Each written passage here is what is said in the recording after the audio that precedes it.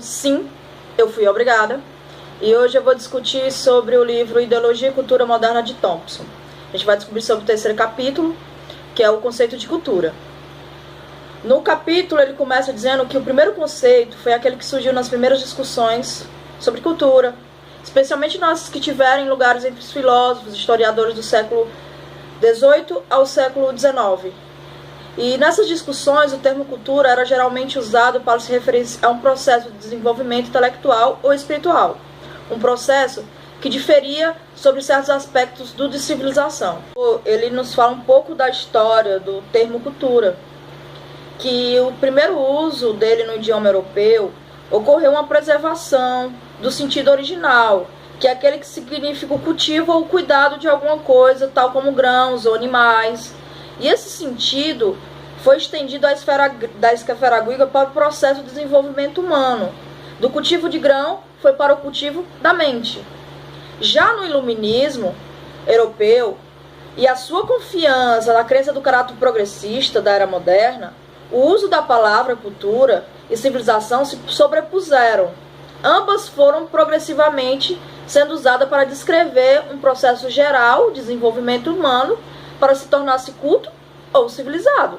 Já na Alemanha, a palavra civilização foi associada ao refinamento das maneiras, enquanto o termo cultura, foi usado para referir aos produtos intelectuais ou artísticos, no quais expressava a individualidade e a criatividade das pessoas. Aqui ele também fala de uma nota que é de Lance, em resposta a que ele considerava uma má interpretação do termo cultura, em que ele pergunta se existe na face da Terra algum ser, algum povo que é desprovido totalmente de cultura.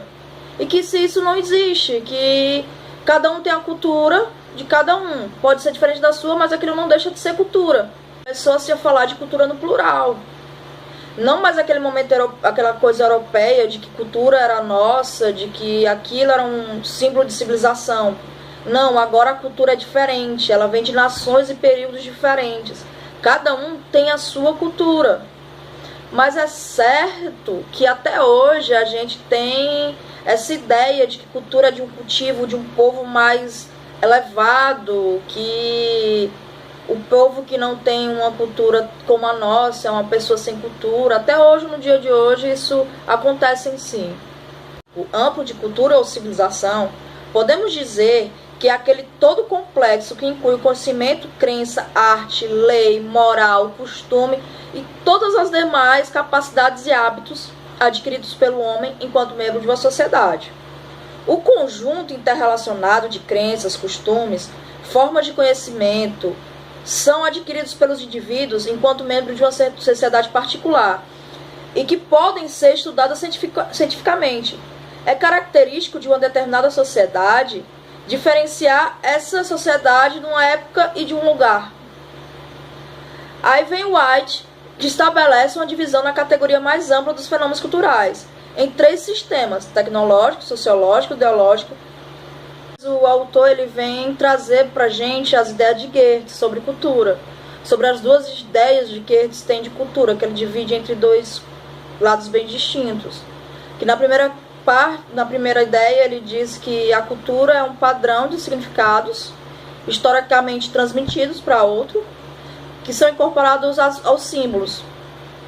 Enquanto a outra ideia dele, ele diz que a cultura é concebida como um conjunto de mecanismos de controle de planos, fórmulas e regras, que são instruções para governar o comportamento humano.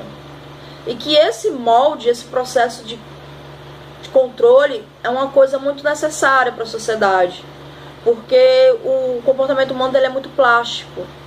Então o nosso autor ele começa a distinguir 5 características das formas simbólicas de cultura e descreve seus aspectos intencionais, convencionais, estruturais, referenciais e contextuais. O primeiro aspecto, o intencional, ele diz que são as formas simbólicas, que são expressões de um sujeito para o outro sujeito ou outros sujeitos.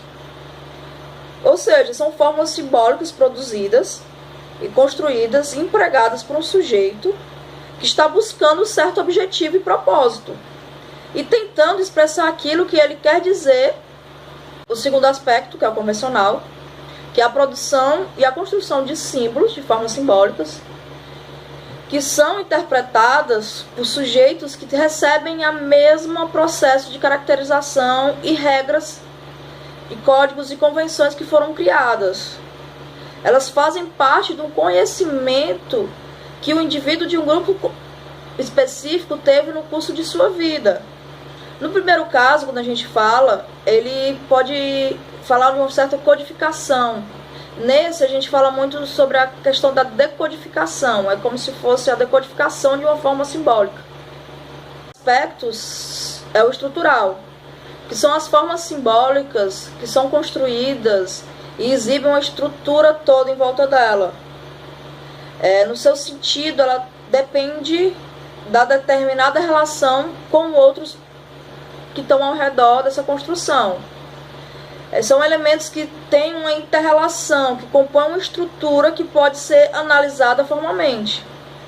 Por exemplo, ele dá o exemplo de que se eu pegar a capa de uma revista que é ilustrada com a fotografia de um soldado negro olhando para a bandeira da França, batendo continência. Se eu modificar esse sujeito negro por um guerrilheiro branco, o sentido da foto, da mensagem vai mudar completamente. O quarto aspecto é o referencial, que são as construções simbólicas que representam algo. São aquelas que dizem algo sobre alguma coisa. Diz muita coisa, né? Podemos dizer que é um elemento que em determinado contexto substitui um objeto, ou um indivíduo, ou uma situação. Vamos dar um exemplo, que ele dá, é a figura de uma pintura renascentista, que pode representar a maldade, o diabo, a morte. O nosso segundo aspecto é o contextual. São aqueles que estão inseridos em um contexto sócio-histórico. É como se fosse uma frase dita por uma pessoa em seu curso, em sua interação diária com outros seres humanos. Essa frase está inserida em um contexto social e carrega traços e sotaques, entonações, elas têm tudo um estilo de expressão. Fala sobre as características do contexto sociais, dentre os quais as formas simbólicas são produzidas e recebidas, e que elas recebem um valor, elas sofrem um processo de valorização.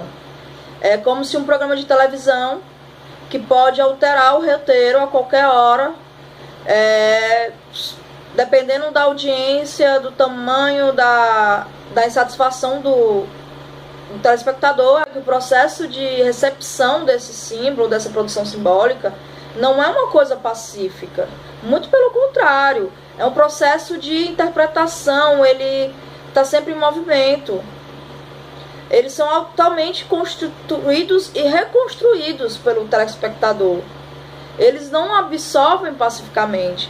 Até Foucault fala muito isso sobre o que é um autor, no texto O que é um autor, justamente diz que o texto é livre, as coisas são recebidas e são interpretadas de diversas formas.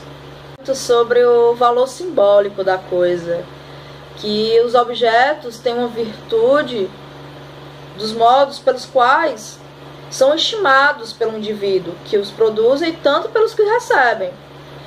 É de tal forma que esse objeto é apreciado por alguns e pode ser depreciado por outros. O conflito de valorização existe. Ele dá até o exemplo da editora, ao lançar um livro, que dependendo da pré-estreia, da venda da pré-estreia, ela pode aumentar ou diminuir o valor dessa história, desse livro. Ele nos mostra os 3 valores diferentes, que é o valor dominante, que são positivamente dotados de acesso privilegiado, recursos ou capital de vários tipos, traz o valor intermediário, que são aqueles que oferecem acesso a um tipo de capital e a outros não, ou então que oferecem a todos os capitais, mas vêm de quantidades limitadas.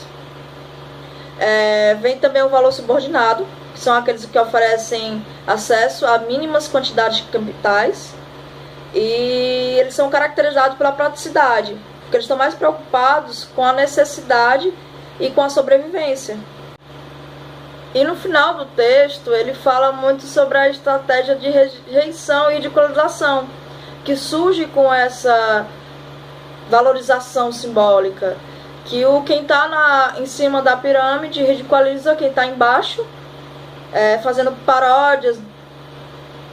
E quem está embaixo ridiculariza quem está em cima. Porque ele prega como se o trabalho superior, quem está em cima, quem tem condição, fosse o trabalho afeminado. Ele tem muito essa questão de conflito de valores. Ele fala muito sobre esse conflito.